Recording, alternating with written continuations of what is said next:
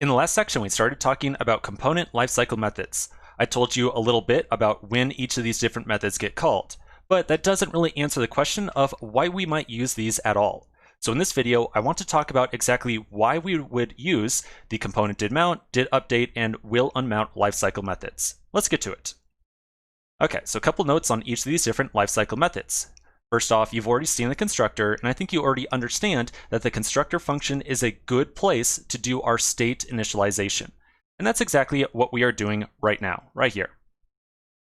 We can also do some initial data loading inside of our constructor. So that might take the form of making a network request to some outside API, or it might take the form of doing something exactly what we're doing right here with the geolocation.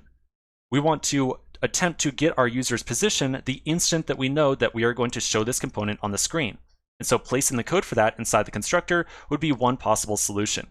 However, there's a little caveat on that we'll mention in just a second when we start talking about component did.Mount. So next up, the render method. Well, I think you already understand what's going on with the render method. Inside the render method, we are going to return some JSX. And in general, that's the only thing we do inside there. We just tried to get some JSX returned. We're not going to ever make a network request. We're not going to ever start up something like fetching the user's location or something like that from the render method. The render method alone is about returning JSX and not doing anything else. So next up, component did.Mount. Why would we use this thing? Well, the component did.Mount method is a perfect location to do some initial data loading for your component, or to kick off some outside process, like getting the user's current position, if you only have to do this thing one time. In our case, we only want to get our user's current position one time. The component did.Mount method only gets invoked one time, so these two purposes kind of line up with each other perfectly. Now, you might notice that I kind of just used the same description for the component did.Mount method as I did for the constructor. In both locations, I said, oh yeah, we can use these things to do some data loading or call our geolocation stuff right here. So in truth, we can use either the constructor or component did.Mount to do that data loading. However, if you read the official React documentation, and if you look at some of the community best conventions or best practices, the official docs and best practices are going to say, do not do data loading inside the constructor function. You absolutely can. There's no technical reason that you cannot do some initial data loading like an API request or this geolocation stuff inside the constructor. You absolutely 100% can. But it is recommended that you do it inside the component did.Mount method instead. And there's a very simple reason for that. If you always centralize all of your data loading stuff inside the component did.Mount method, as opposed to spreading it out between component did.Mount and constructor, it's going to lead to more clear code. If a new engineer ever starts working on your project, they can open up some new component file and understand that all of the data loading code that is related to a single component is always going to be placed inside of component did.Mount.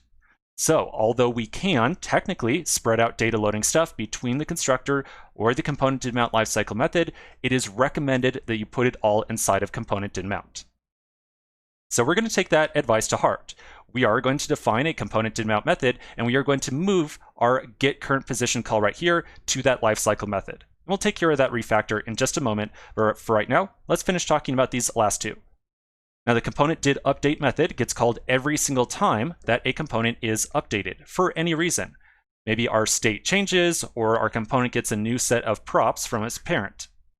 So this would be a good location to also do some data loading that needs to be done every single time that a component is updated.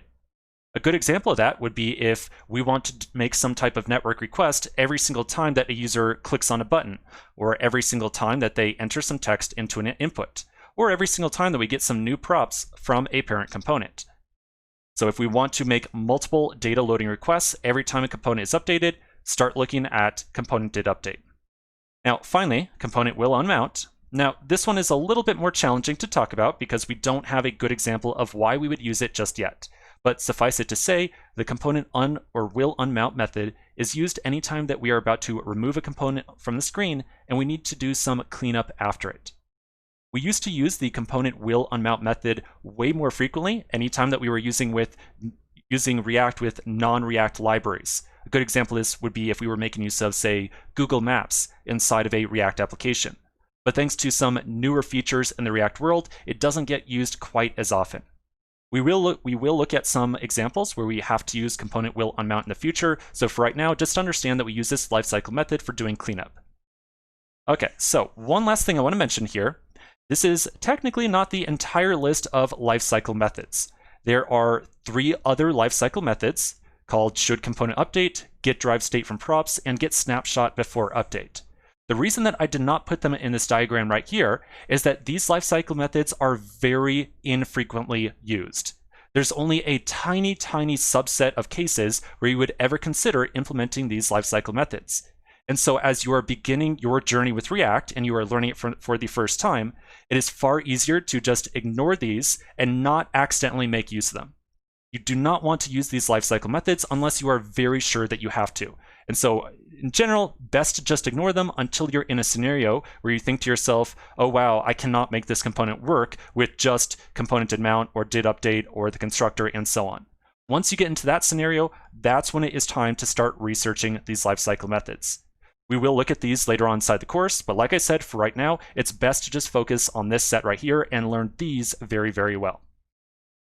Okay, now let's take a quick pause right here. When we come back to the next section, we're going to start to refactor our app component to make use of that component did mount lifecycle method.